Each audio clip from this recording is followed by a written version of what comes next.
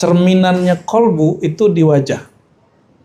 Jadi hati-hati, wajahmu cerminan kolbumu. Jadi kalau kolbunya berbohong terhadap Allah, itu akan kelihatan zulumatul kizb. Berarti dia khianat kepada Allah. Itu yang disebutkan di dalam Al-Quran, yukhadi'un Allah. Mereka menipu Allah, padahal Allah bisa ditipu? Gak bisa. Karenanya ke depan semuanya wajib belajar istifta'ul qalb. Kata Nabi, istafti qalbak, minta fatwa ke dalam kolbumu, minta fatwa ke dalam kolbu, minta petuah ke dalam kolbu. Karena nanti akan banyak orang ngaku jadi wali, ngaku jadi mahdi, ngaku jadi kutub, ngaku jadi abdal, ngaku jadi apa lagi? Ngaku apa? Jadi-jadian. Terserah mereka ngaku, tapi nanti kolbu kita yang nuntun.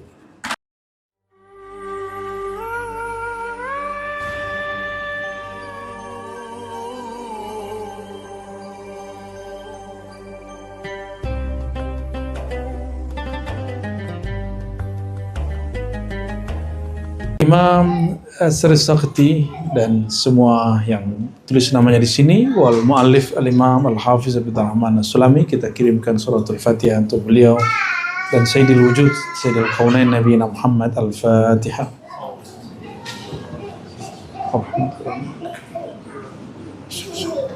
Suratul ladzina an'amta 'alaihim ghairil maghdubi 'alaihim waladdallin. Qala lisanuka tarjumanu qalbik. Lisanmu adalah translator, penerjemah daripada qalbumu. Maka ungkapan ulama ahli sunnah dalam ungkapan akidah, innamal kalam ma fil fuad. Kalam yang sebenarnya dari manusia itu yang terkandung dari isi hatinya. Jadi jangan tersinggung sama kata orang. Mungkin dia orangnya ngomongnya, coba orang Jawa sama orang Batak ngomongnya beda nggak? Ya, padahal orang Batak maksudnya biasa-biasa aja, tapi kau tersinggung. Ya, padahal dia nggak bermaksud untuk menyinggung. Ya, orang Jawa ya halus sekali, tapi Jawa ya Jawa Tengah, Jawa Timur sama aja. Bataknya Jawa ya Jawa Timur ya. Ngeri juga ngomongnya ya. Itu yang disebut arek Surabaya, arek Malang kan ngomongnya juga Masya Allah ya, apalagi Madura kan. Masya Allah lah itu ya, artinya jangan kaget kalau orang Jawa Madura juga ada yang keras gitu ya. Gak tau kalau lu mejeng gimana? Iya, lu mejeng. Lisanuka tarjumanu qalbik. Lisanmu adalah translator, penerjemah isi kolbumu.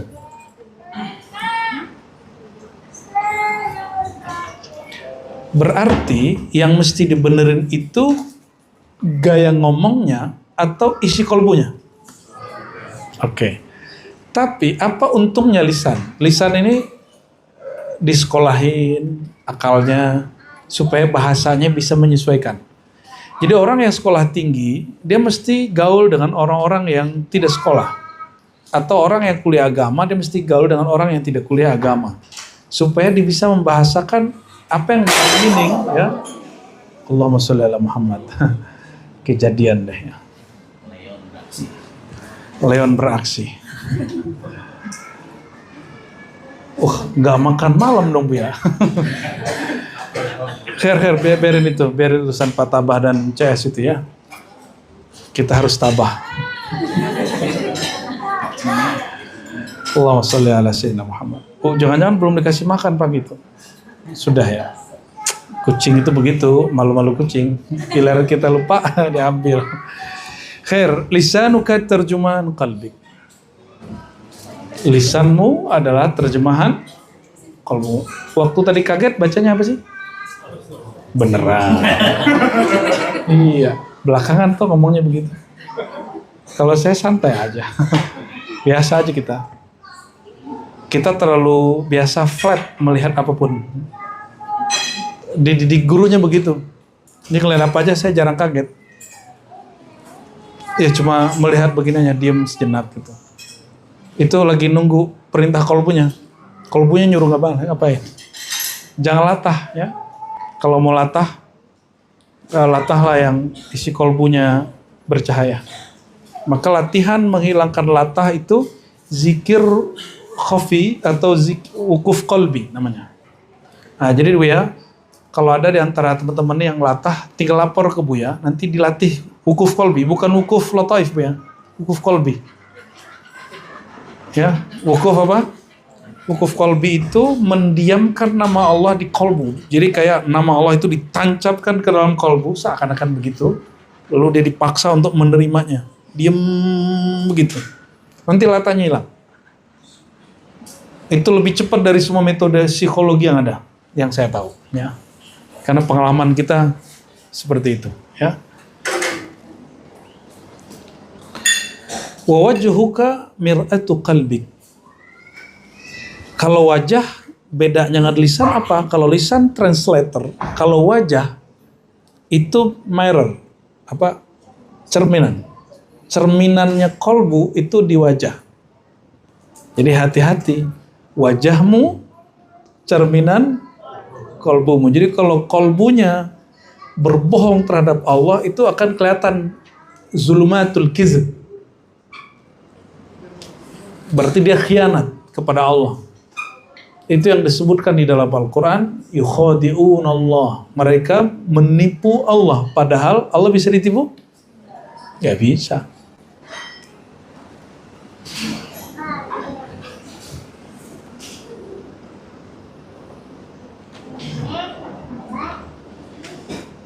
Maka Sayyidina Abdullah bin Salam al-Yahudi, orang Yahudi tapi kita baca Sayyidina karena dia beriman kepada Sayyidina Muhammad SAW. Beliau diperintah oleh bibinya, kamu lihat tuh, katanya ada orang ngaku jadi nabi, baru hijrah ke Madinah. Orang Yahudi tinggal di sekitar Madinah. Maka Abdullah bin Salam nyusup. Dan dia diajarkan oleh bibinya, ini loh ciri-ciri orang pembohong, berbohong atas nama Allah. Ini kita ngomong bahasa Allah ya. Kita nggak ngomong bisnis, kita nggak ngomong urusan pribadi, itu urusan kalian itu. Ya kita bicara tentang pengalaman rohani dan sumpah dia tentang Allah. Jadi kizib di sini kizib al-buhtan Allah, ya, kebohongan atas nama Allah. Ya. Kalau seorang hari-hari Nabi Ibrahim juga pernah ngeles ya. Apalagi kita gitu. Kayaknya makomnya Ibrahimi semua ini. Suka ngeles.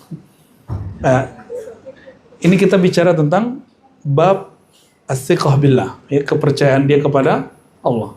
Sayyidina Abdullah bin Salam kemudian lapor dan mengatakan, ya amati ma ra'aitu fi wajhi kizban. Aku tidak melihat di wajahnya ada kebohongan, berbohong atas nama Allah. Jadi ada raut muka pembohong atas nama Allah itu. Jadi orang-orang yang ngaku mimpi ketemu Allah, mimpi kelamaan ini, itu kelihatan loh di mukanya. Dan itu ada ilmunya. Tapi ilmunya nggak boleh dibagi sama. Tapi itu ilmu tajribi. Dia akan eksperimen ya. Dia dicek lagi. Dan sekarang sudah ilmiah. Sudah ada alat detektor orang itu berbohong. Ya. Itu bagi saya receh. Yang terbesar itu urusan bertuhan. Maka Nabi SAW mengatakan, man kadzaba alayya muta'ammidan falyatabawwa maq'adahu minan nar. Yang berbohong atas namaku sengaja. Ya, jadi kalau nyampein hadis palsu sengaja, atau buat hadis mantarasa fi qulubina, kata Buya Aldo, kan itu hadis rawahu Aldomi. Ya. Min qalbihi. Ya, itu kan bukan hadis, untung disampaikan gitu. Sama kayak yang bacain al-badinja, orang lagi makan-makan, nih kiai-kiai dulu zaman dulu lagi makan-makan, lagi asik, terus senangnya makan terong. Coba makan terong aja jadi hadis. Terus mereka mengatakan al-badinjan shifa'un min kulli da'in. Terong adalah obat segala penyakit. Gaya bener. Ntar ente buat hadis lagi. Al-patai Shifaun min kulli da'i. Ternyata itu obat selera, bukan obat. Ya, kalau selera mah nambah penyakit. Jadi hadza fima yata'allaq billah, ya, wa bi rasulih. Yang berbohong atas nama Rasulullah berarti bohong atas nama Allah. Jadi beliau mengatakan al-kazibu alayya la kakazib, bohong atas namaku. Bohong atas nama makhluk itu dosanya sesama makhluk. Berarti kita urusan kita sama dia. Tapi kalau bohong sama Allah, apalagi yang, nah ini hati-hati, nanti banyak ngaku Imam Mahdi, padahal dia bukan Imam Mahdi. Ya, oleh karenanya ke depan semuanya wajib belajar istifta'ul qalb. Kata Nabi, istafti qalbak, minta fatwa ke dalam kalbumu. Jadi ada satu kurikulum nanti di Ribat ya, kurikulum istifta'ul qalb. Minta fatwa ke dalam kalbu. Minta petuah ke dalam kalbu. Karena nanti akan banyak orang ngaku jadi wali, ngaku jadi Mahdi, ngaku jadi kutub, ngaku jadi abdal, ngaku jadi apa lagi? Ngaku apa? Jadi-jadian. Terserah mereka ngaku, tapi nanti kalbu kita yang nuntun. Karena kalbu itu tempat Allah menatap. Tempat Allah menatap. Termasuk masalah apapun, minta fatwa ke dalam kalbu. Jangan minta fatwa ke YouTube, ya. Ini nanya, ini Buya Asfi amalannya nih, lihat dulu di YouTube, ada nggak? Masa Buya dibentur dengan Google dan YouTube, itu sungguh tidak rasional, ya. Berarti standar kebenaran Buya itu Google dan YouTube, ya. Itu jahilun atau zakiyun? Orang jahil apa cerdas itu? Ahmak ibu ya, kayaknya dendam banget orang begitu. Ahmak itu lebih jahil dari orang jahil. Kumpulkan 1000 orang jahil lah, yang paling jahil itu namanya ahmak. Wa wajhuka mir'atu qalbi, wajahmu itu cerminan kalbu. Jadi kalbu kita nggak usah bagus-bagusin ke orang, bagusin ke Allah. Baguskan kalbumu kepada Allah. Tidak usah sibuk nanti bagusin wajah kita ke makhluk. Wajah itu secukupnya aja. Ya, nggak usah yang aneh-aneh. Jangan terlalu banyak masukin barang-barang asing ke dalam kulit. Ya, bedak boleh nggak? Bedak boleh, tapi jangan yang setebal 5 km gitu. Biasa aja. Nggak usah juga suntik-suntik yang berbahaya. Ya mungkin ada sekarang teknologi ngilangin bintik nggak apa-apa. Itu kan justru nyabut ya. Tapi sebelum itu nggak usah lah yang aneh-aneh. Tubuh kita ini sudah fi ahsani taqwim. Kalau ada sesuatu yang masuk di luarnya, dia akan terganggu. Jadi jangan dikira orang yang nirusin ini itu badannya enak, itu dia perlu obat penghilang pain, sakit, itu ngeri itu. Orang apalagi yang ganti kelamin, astagfirullah, ya transgender, kasihan. Kita bukan benci sama dia, kita kasihan sama dia. Dia hari-hari pasti kalau nggak ada obat itu, dia akan kesakitan terus. Saya bekas ini aja masih gatal sampai sekarang. Bekas campak ya, cacar. Kita jatuh 5 bulan lalu sampai sekarang masih berasa aja. Ya, jatuh cuma geser dikit itu berasa sampai hari ini. Ya, jadi tubuh ini sudah sangat, ini tinggal kita bersyukur kepada Allah SWT. Maka wajah kita yang kita perbaiki, wajah syukur kepada Allah. Kalau belum sanggup syukur, sabar. Ya. Yang ketawanya telat. Apa beda syukur dan sabar? Sabar itu dia memandang Allah sedang melakukan yang nggak cocok dengan keinginan dia. Jangan mengatakan Allah melakukan yang buruk, itu akidah yang sesat. Allah tidak pernah melakukan yang buruk. Buruk itu persepsi. Allah itu semua pekerjaannya sempurna. Yang tidak sempurna cara kita memandangnya. Di saat kehendak dia, menurut kita tidak sesuai dengan kehendak kita, terus ente siapa? Berani-berani bilang kehendak dia nggak sesuai sama kehendak ente. Yang ada kehendak kita belum match dengan kehendak Allah, itu baru boleh ngomong begitu. Jangan ngomong gini, sepertinya Allah berkehendak lain daripada kita. Ente siapa? Ya, sehingga berani mengatakan Allah berbeda dengan kita. Ini berarti ini dalam mazhab fikih atau hadis, ini perhatiin. Imam Syafi'i punya mazhab namanya mazhab Syafi'i. Jika Imam Ibnu Hajar Haitami punya fatwa menyalahi Asy-Syafi'i, itu nggak dianggap. Fa khilafuhu la yu'tabar. Perbedaan dia, kontra dia tidak dianggap. Terus itu baru imam dengan imam yang mengikutinya. Apalagi cuma makhluk kayak kita, terus berbeda dengan pemilik alam ini. Maka adab kita cukup mengatakan, mungkin yang kita harapkan belum Allah wujudkan untuk sekarang, karena Allah menganggapnya belum sesuai. Jadi kita bersabar di situ.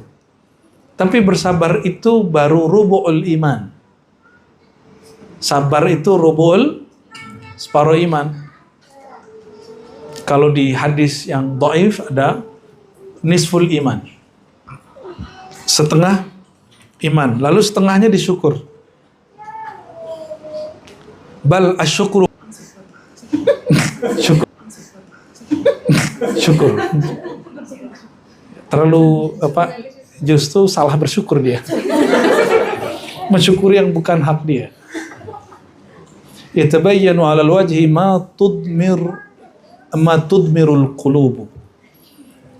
Akan terlihat nyata di raut wajah apa yang ada tersimpan. Tudmir itu yang tersimpan. Al-qulub oleh kolbu, yang disimpan oleh kolbu. Maka kita berdoa tadi apa? Ya Allah, berikan kami rasa rindu bertemu jumpa kepadamu.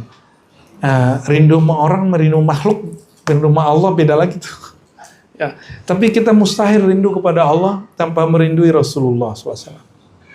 Dan mustahil rindu ke Rasulullah kalau belum tahu cara merindui guru. Bersifat merindu.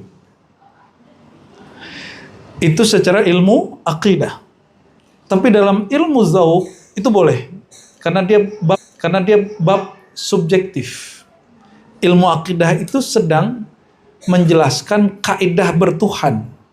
Sedangkan rasa bertuhan itu lain cerita. Makanya Jalaluddin Rumi membicarakan tentang Allah itu seakan-akan pacarnya, kekasihnya. Sama dengan Hamzah, kalau Hamzah Fansuri lain. Hamzah Fansuri bicara tentang Allah itu seakan-akan kampungnya. Ini beda. Karena Hamzah Fansuri Qutbul Haqa'iq fi Jawa ya, di Nusantara dulu Qutbul Haqa'iqnya Hamzah Fansuri. Sedangkan Qutbul Mursyidin zamannya adalah Nuruddin Ar-Raniri. Jadi nggak nyambung. Ini mursyid, ahli kalam, ngerti data tasawuf, tapi dia bukan orang yang pakar hakikat. Jadi ada perbedaan. Oleh karena itu, harus ada yang mengetengahinya. Dulu ada namanya Saifur Rijal, dia dari Sumatera juga, yang kemudian menengahi bab itu, sehingga Nuruddin Ar-Raniri tidak berani lagi mengatang-atai pengikut Hamzah Fansuri dan Syamsuddin Samotrai. Paham atau tidak, paham aja lah ya. Jadi yang perlu kita benerin kolbu. Dan kolbu itu bedaknya adalah nama Allah. Ya, bedaknya adalah nama Allah. Tadi Dato' Dodo bilang apa nih? Ini makanan banyak kolagen gitu. Kolagen itu biar awet muda ya. Yang bikin kinclongnya kolbu itu makna bertuhan. Sebut namanya, maknai rasa bertuhannya. Dengan cara apa? Maknai nama Allah itu. Allah itu artinya zat yang maha sempurna. Apapun yang kau bayangkan tentang dia, itu bukan dia. Dia lebih sempurna dari itu. Itu Allah, pemilik alam semesta. Aku bagian dari alam semesta, maka aku bagian dari milik dia. Itu lafaz Allah. Huwa itu transenden aja, jadi kita lepaskan pikiran kita tentang persepsi kita Allah, disebut hu, dia yang maha suci, dia yang maha suci. Masya Allah. Ada microfiber di belakang. Iya guys, oke guys. Oke guys, kita lanjutkan guys. Oke, al-qulubu thalatha. Qalbu itu ada 3 jenis. Nah, nih lihat nih qalbu antum yang mana nih? Pertama, qalbu. Kalau ada orang malu gunung, gunungnya terganggu nggak? Kalau antum pergi naik gunung terus hujat gunung dasar gunung gitu. Itu gunungnya marah nggak? Enggak, diam aja. Jadi ada orang qalbunya kayak gunung, kuat, kokoh. Mau sejuta orang mau hujatnya nggak ngaruh. Sudah begitu belum? Gunung itu bisa banyak orang mendaki. Bisa banyak orang dapat hiburan dari gunung. Dan bisa banyak orang dapat air mengalir dari gunung. Kita karena baru turun dari gunung ya, jadi bisa cerita. Ya. Tapi ada yang turunnya pakai motor. Kita turun jalan kaki, dia pakai motor. Ada dia orangnya. Anak gunung dia. Oke, ada qalbu seperti mithlul jabal, la yuziluhu syai'. Si qalbu ini tidak terganggu oleh apapun. Kokoh. Semoga qalbu kita seperti gunung ya. Kalau nggak bisa naik gunung. Yang kedua, mithlun nakhlah, seperti pohon kurma. Pohon kurma kuat nggak? Cuma pohon kurma dia punya daun, kalau angin kenceng dia tetap agak sedikit bergerak, ya meliuk-meliuk ya. Kalau kita sekarang mungkin antum menyebut pohon kurma itu agak sulit. Ada yang seperti pohon kelapa, lebih connect, ya. Pohon kelapa lebih tinggi, dan dia kalau ada angin kayak mau jatuh tapi nggak jatuh-jatuh. Di pohon kelapa itu dia hanya jatuh kalau kena petir, tunggu busuk baru jatuh. Jadi kayak apapun gunung, apapun angin menerpa dia tetap kuat. Paling goyang-goyang dikit. Ya. Kayaknya anak-anak ribat nih minimal qalbunya seperti, ya ada isu gempar dikit, goyang dikit. Gitu.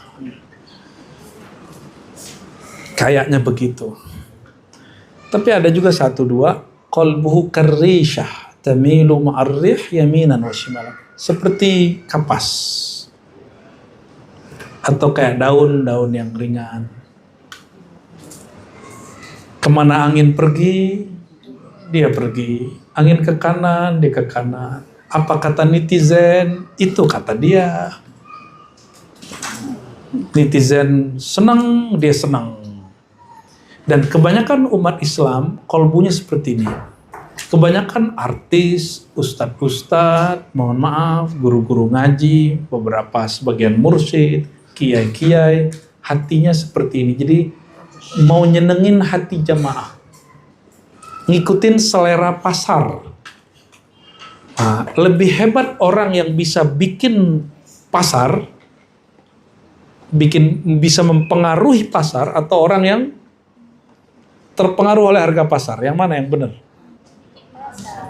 Bikin pasar sendiri aja. Ya. Kalau jadi pohon kelapa, pemasok pasar lumayan, ya punya kontribusi. Tapi kalau yang kayak gunung, maka dia akan mempengaruhi banyak hal. Ya. Semoga Allah kuatkan qalbu kita seperti gunung. Ini bukan nyuruh hatinya keras kayak gunung, beda ya. Gunung itu batu, bukan maksudnya hatimu harus keras kayak batu, bukan. Tapi harus punya pendirian, al-haq itu al-haq. Maka ketika al-haq muncul, beda dengan ego kita harus tinggalin ego kita. Itulah terjadi pada Sayyidina Abu Bakar, Umar, Utsman, Ali, dan sahabat-sahabat yang dijamin masuk surga, dan itu jumlahnya 124.000. Mereka meninggalkan persepsi mereka ketika jumpa dengan sang al-haq Sayyidina Muhammad SAW. Ya. Maka al-haqqu min rabbika bisa bermakna Nabi Muhammad SAW. Al-haq itu dari Allah Ta'ala. Fala takunanna minal mumtarin.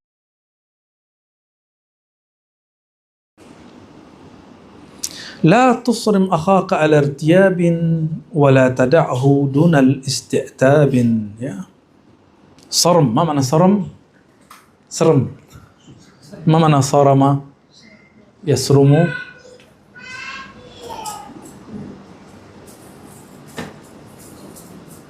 Jangan buat saudaramu, jangan bikin saudaramu atau meninggalkan saudaramu dalam keraguan. Ya.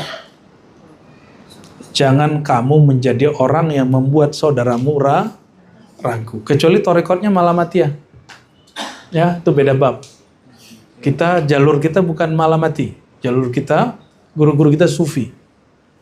Sufi itu tazkiyatun nafs dengan cara yang zahir-zahir. Kalau malamatiyah kebalikannya. Tapi itu lebih cepat kalau malamatiyah. Jadi mursyid yang belum beres, ikutin malamatiyah, beres dia langsung tuh. Ya, langsung beres pasti. Karena keakuan seorang mursyid ini kadang lebih bahaya daripada murid. Merasa diri mursyid itu bahaya. Merasa diri kiai, diri ustadz. Apalagi merasa dirinya viral itu paling bahaya itu. Paling bahaya. Ya, nanti tersinggungan. Merasa nggak dihargai, pengen dijemput, nggak dijemput, tersinggung. Ya, dikasih amplop honornya nggak sesuai dengan ekspektasinya, kemudian nggak mau datang lagi. Nggak begitu. Ya. Wala tada'hu dunal isti'tab. Ya. Jangan kamu biarkan dia tanpa ditegur. Ya. Idza ghatamamta lima yanqus min malik fabqi ala ma yanqus min umrik. Jika engkau galau, gelisah, khawatir terhadap jasa ataupun harta yang engkau habiskan untuk khidmat, dari hartamu, dari waktumu, dari perjuanganmu, ini merasa nih mohon maaf, nih hati-hati, nanti setan masuk. Antum udah membantu masjid, antum majelis atau dimanapun berjuang untuk agama, terus merasa nggak dihargai, lalu mulai gelisah. Aku ini sudah ngabisin waktu, udah ngabisin duit, udah ngabisin semua sebutin relasi, gua nggak dihargai, ya baper, banci itu namanya. Pejuang nggak ada yang begitu. Pejuang, mujahid tidak ada yang baper, nggak ada. Ya. Fabqi ala ma yanqus min umri. Kalau begitu kamu ratapilah, kamu tangisilah umurmu yang terbuang sia-sia. Jadi kalau masih ngitung-ngitung perjuangan kita, pengorbanan kita untuk Allah, siap-siap untuk meratapi umur yang sudah dibuang. Jadi spending time-nya, materinya, jasanya, itu gak dihitung sama Allah. Gak dihitung sama Allah. Ini kadang-kadang loh, ini kalau Bu Yani lagi malamatiyah, semoga gak sampai ke malamatiyah nih beliau nih. Nanti ada yang bikin suatu usaha, satu program jasa, udah maksimal, terus gak dihargai sama Bu Yaldomi. Itu indikatornya. Itu ujian. Antum berbuat karena Allah atau karena Buya? Ya. Buat karena sang guru atau berbuat karena Tuhannya guru?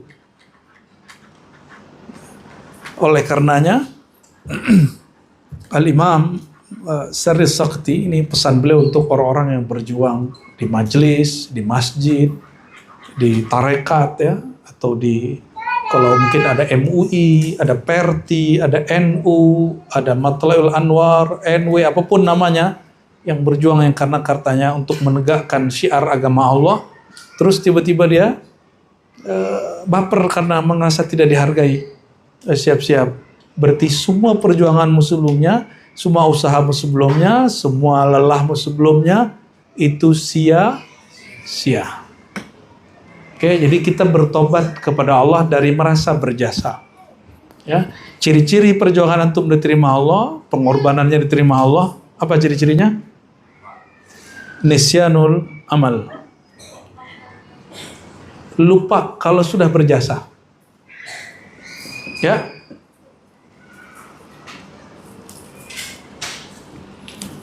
Min alamatil ma'rifati billahi al-qiyamu bi huquqillah. Ciri-ciri orang bermakrifat ini yang disebut Bu Yasfi. Ciri-ciri orang tinggi makrifat, benar syariatnya. Bukan sempurna, beda loh ya.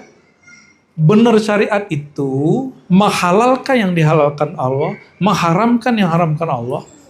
Bukan berarti orang itu sempurna. Sempurna itu apa? Gak pernah punya dosa, gak mungkin. Yang disebut al-qiyam bihuquqillah, patuh kepada Allah, berusaha untuk patuh kepada Allah.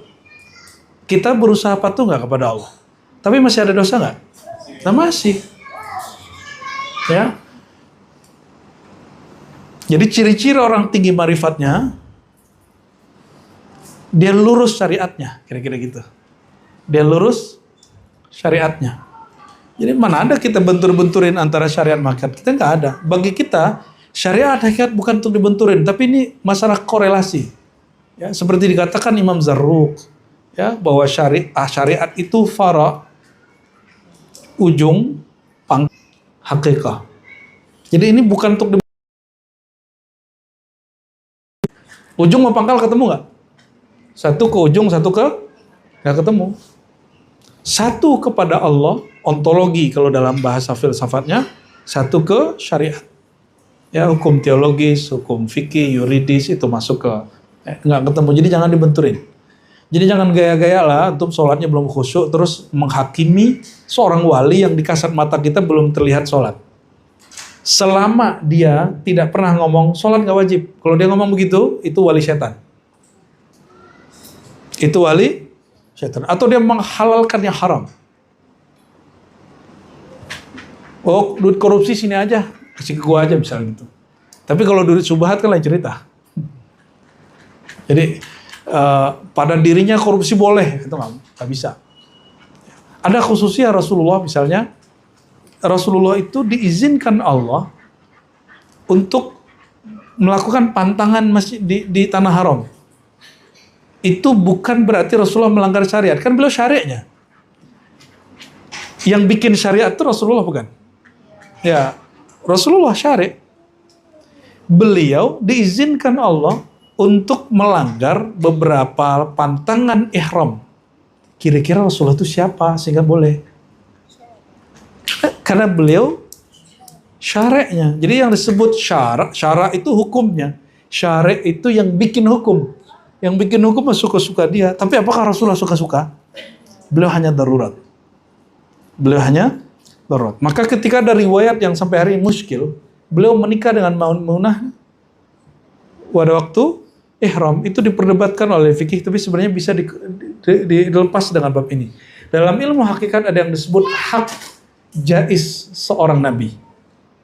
Hak jais seorang nabi. Kalau kita cerita sebelumnya, Nabi Adam memberikan 30 tahun umurnya untuk Nabi Daud, hadis Sahih Bukhari. Tapi kemudian ketika mau diambil nyawanya, dia bilang lupa. Terus tetap Allah panjangkan jadi 30 tanpa mengurangi umurnya Nabi Daud. Itu hak jaisnya seorang nabi. 30 tahun itu lama apa sebentar? Saya ini secara hijriah sudah 40 bareng dengan buya-buya bertiga ini. Ini kami sudah mulai tua. Ya. Sudah mulai tua. Halo orang tua. Tapi rata-rata ini mana nih? 30 siapa aja? 30. Kan 30. 30-an. 30-an. Ih, pada malu. Atau di bawah 30? 20-an, 20-an. Satu, paling banyak. 20 plus ya. Plusnya 20 Bu ya, jadi 40. Allahumma sholli ala Muhammad.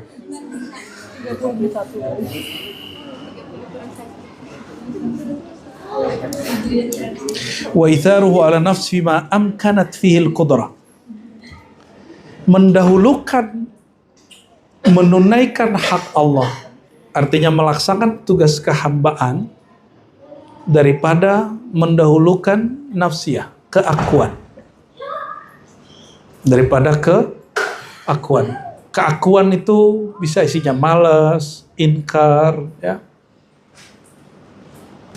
Karena antum mikir sama Allah itu masih urusannya raja dan yang penguasa dan dikuasai. Jadi kayaknya hukum Allah itu ancaman, beban. Sama seperti pabrik-pabrikan, orang PT-PT itu kan, mereka kalau bayar pajak tuh kayak tersiksa. Mohon maaf nih yang punya usaha. Pajak itu paksa, itu tanda cinta ke dalam negeri.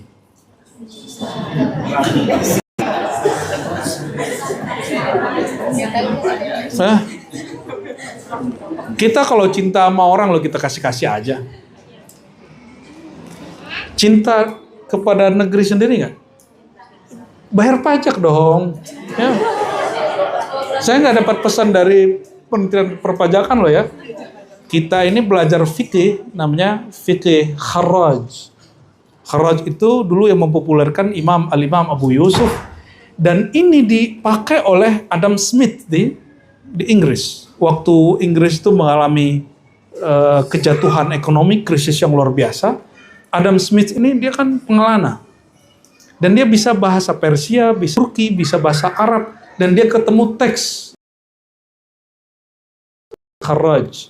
Waktu itu belum ada cetakan. Dia terapinlah metode itu di kerajaan Inggris. Jadi percaya atau tidak, mazhab Hanafi pernah mempengaruhi ekonomi Inggris. Oleh karenanya wajar orang berbahasa Hanafi banyak hijrah ke sono.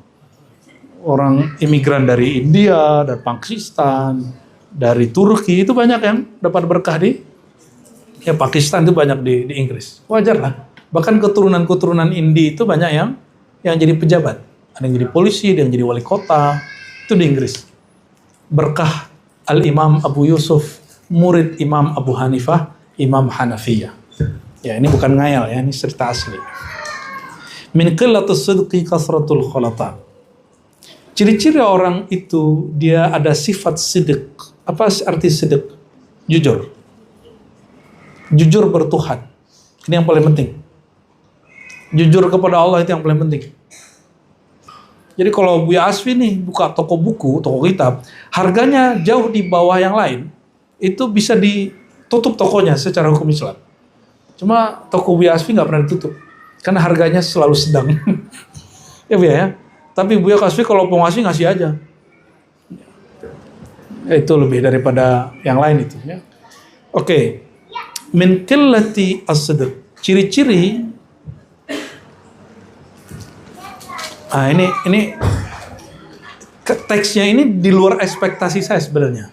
Saya tadinya berpikir apa, tapi ternyata teksnya nggak ngomong begitu. Ciri dia, mohon maaf, ini bahasanya agak mengerikan. Terlalu banyak masuk ke, jadi terlalu banyak orang kenal dia. Entah karena dia terkenal, karena dia kurang jujur, via bajunya baju orang-orang soleh, modus. Ya benar nggak? Nggak bosan ketemu itu mulu. Hari ketemu dia lagi, Bangdo lagi. Ya, dia anaknya Sidik namanya. Ya, hari Rabu ketemu Dawustad lagi. Hari Kamis ketemu Dawami lagi. Hari Jumat ketemu Buya Asfi Aldomi lagi. Ya kan? Hari Sabtu, hari sebulan ketemu Hikam lagi. Ketemu Ustadz Arbot. Hayat. Ya. Oh sudah pamit ya, udah balik. Berarti kita perlu mukri yang lain ini. Next mukri berarti Dawami ya. Habis itu ente ya, ente mukri nanti berdua nih. Ganti-gantian ya. Host. Apa? Gos tulubus sidqa. Tulubus sidqa. Mencari Allah bukan. Oleh karena nggak banyak apa juga itu cuek. Paling sekali dua kali kita jelasin bahwa kita manhajnya Ahlus Sunnah wal Jamaah. Kita anggap kelompok itu ya. Kita nggak nyebut begitu. Kita bukan panitia. Jadi bersyukurlah apa yang Nabi sebut. Ruh kalau dia junud tentara yang ada komandannya. Hanya bilang ngumpul. Gitu ya. Ngaji si murid ke Fah. Akhlak yang baik, mau marah, mau ngata-ngatain nggak ngata-ngatain. Ini pada suka roasting kan? Nah, itu cukup. Ya, kita itu namanya Bu ya. Praktek ilmu menyebutkan aib seseorang. Oh, kita kan khawatir tidak diikutin oleh siapa. Menjelaskan di sosial media. Bukan tugas kita. Kan kita sudah punya MUI. Biar MUI. Kalau MUI melanggar, biar tinggal dia MUI-nya dilaporin sama orang. Dia jalur tengku. Jangan kemudian menempatkan diri sebagai panitia kebenaran. Ya, kan banyak hari ini ustaz-ustaz ini menempatkan dirinya sebagai panitia berusaha khidmat ke orang. Nggak bisa, udah kasih. Kecuali orang bermusuhan. Dan aqul lakum ayyuhal ikhwah la tarul jidal. Aqul lakum ayyuhal ikhwah la tarul jidal. Jangan tarik untuk debat-debat. Pokoknya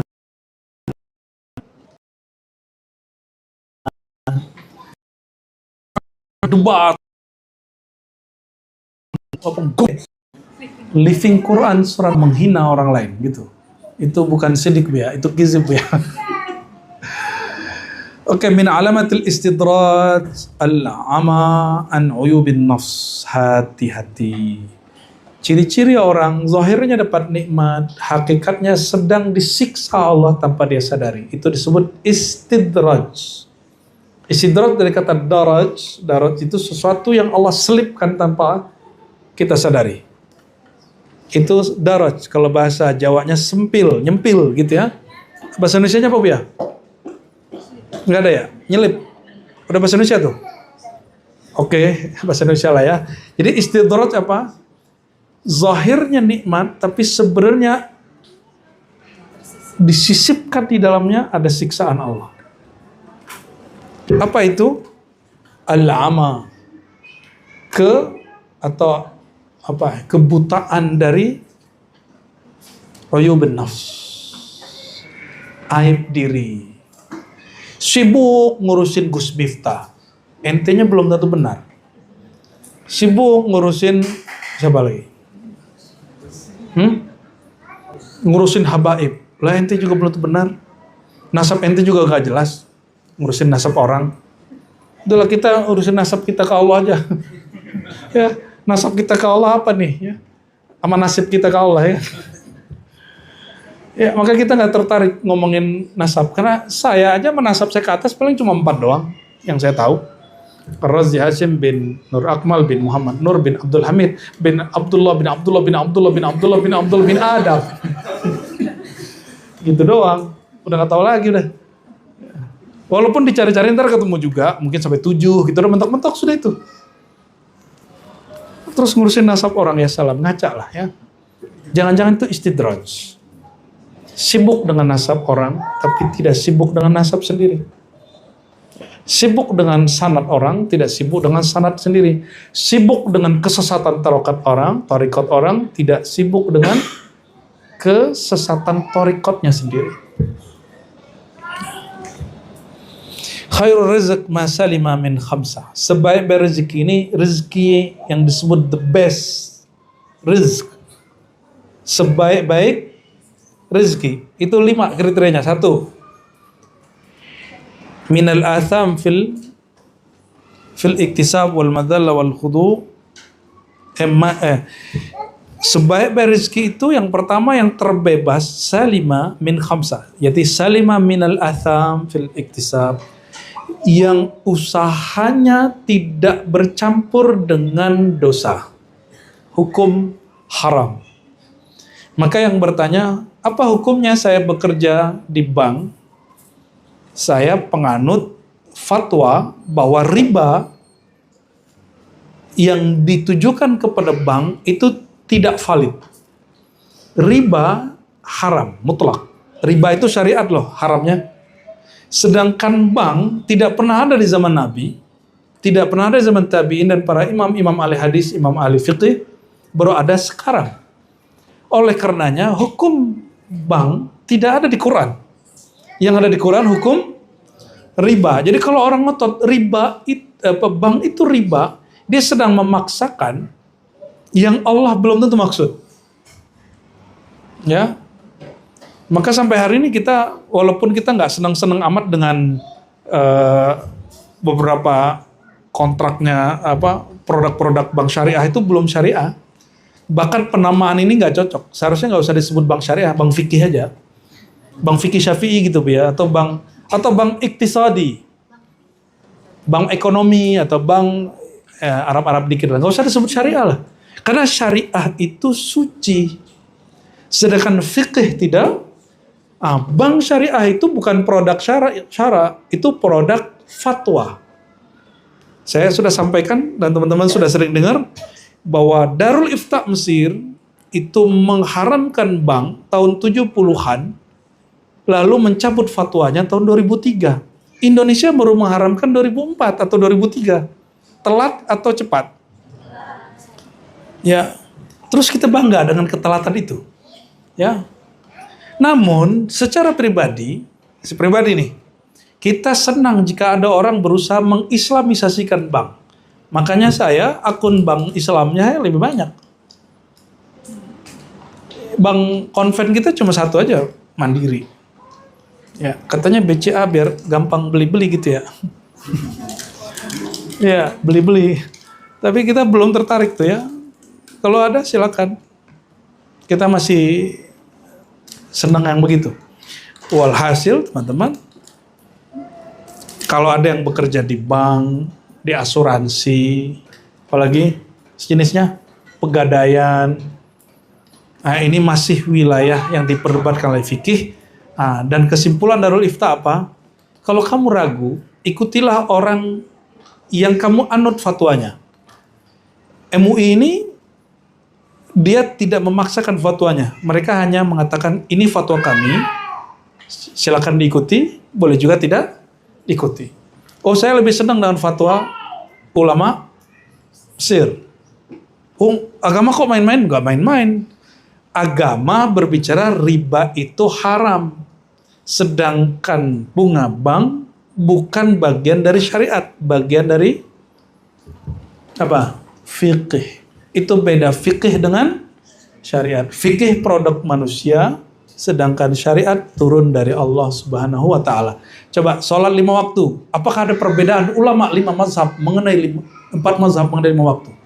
Menurut Imam Abu Hanifah, sholat subuh itu 3 rakaat. Ada nggak begitu ya? Kenapa? Karena syariat tidak ada ikhtilaf. La ikhtilafa fi syara'. Tidak ada ikhtilaf dalam syariat. Innamal ikhtilaf fil ijtihad wal fatwa. Ikhtilaf itu hanya dalam ijtihad dan fatwa. Ada nggak kalimat gini? Bahwa ulama berbeda pendapat mengenai kewajiban sholat Jumat. Nggak ada kan?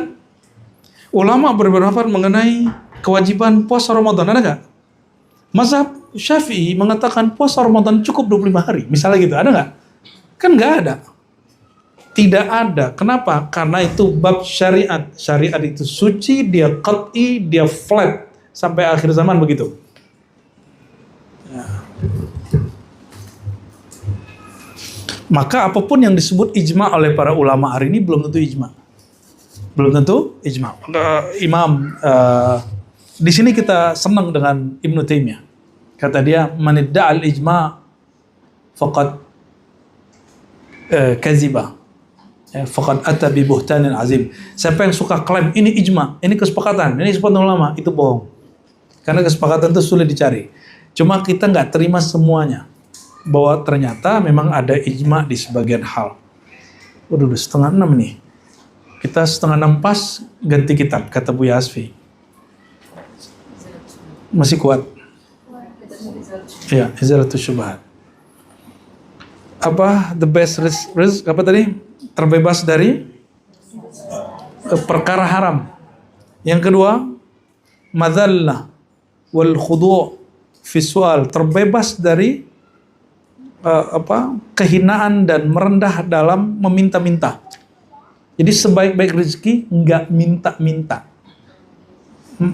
Nagih hutang beda. Sekarang minta Sekarang tuh yang lebih hina apa? Debt collector ya. Enggak. Antum minta-minta nih ke orang, itu rezekinya nggak berkah. Itu tidak berkah. Berarti rezeki proposal tidak berkah. Kecuali bab wakaf.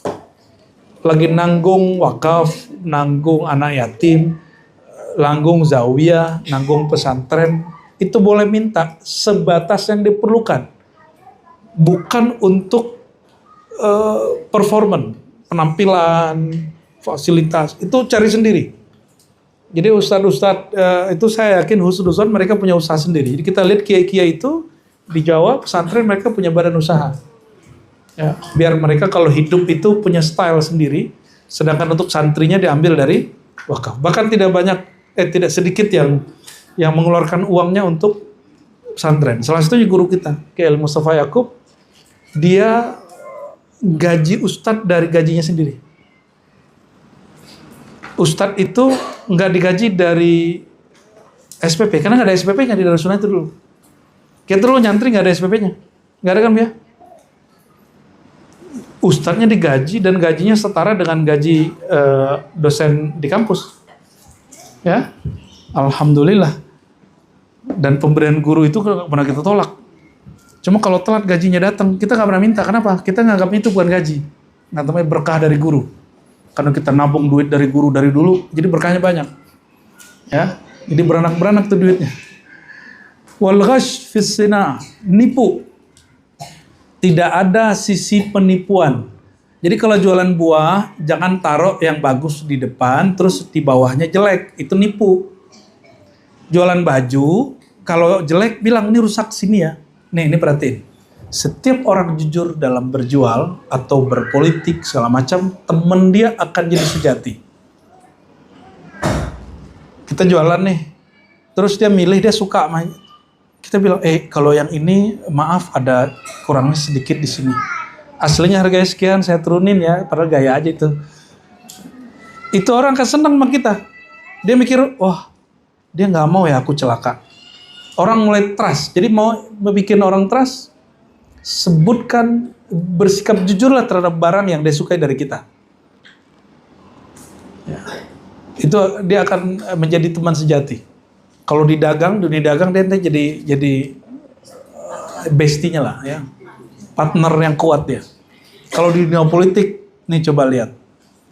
Ini kan lagi rame, salah satu dari politisi, dia ditersangkakan oleh KPK. Karena dia ditersangkakan, maka dia buka rahasia-rahasia pemimpin yang lama, yang dulu rahasia itu sebenarnya dianggap sudah selesai oleh pemimpin yang lama, dan orang ini bisa jaga.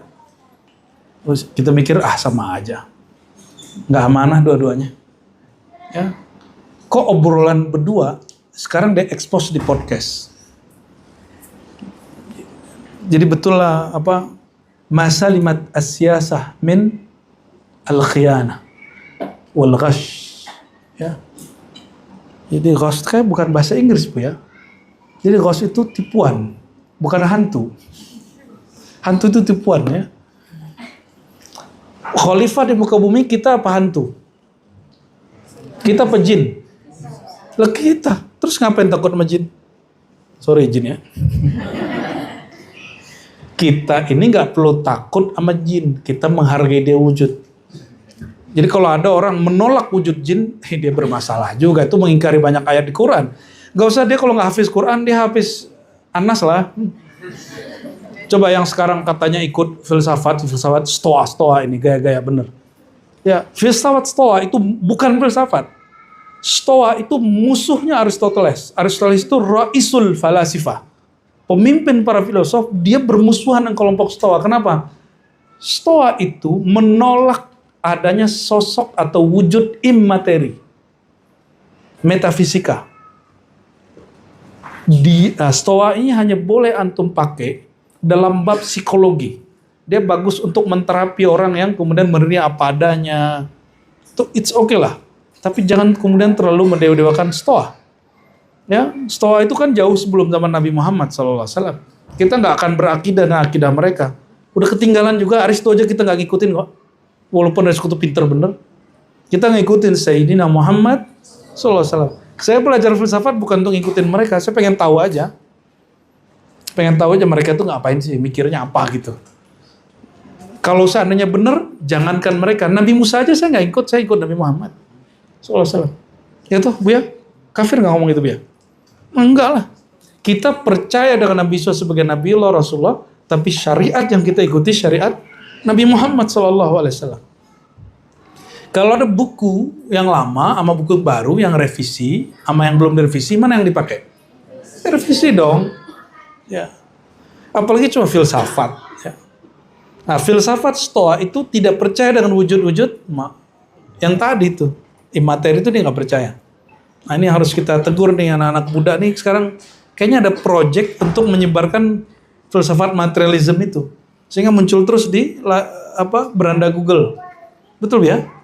Ya, kayaknya keren. Aku Stoa gitu. Gaya bener. Wa athman alatil ma'asi, dan memberi nilai alat-alat pemaksiat, alat-alat maksiat. Itu kalau terjemahin gimana, Bia? Jadi ini betul-betul berkah bener nih. Jangankan transaksinya, alat aja itu dia nggak mau alat-alat yang digunakan untuk maksiat. Wa muamalatiz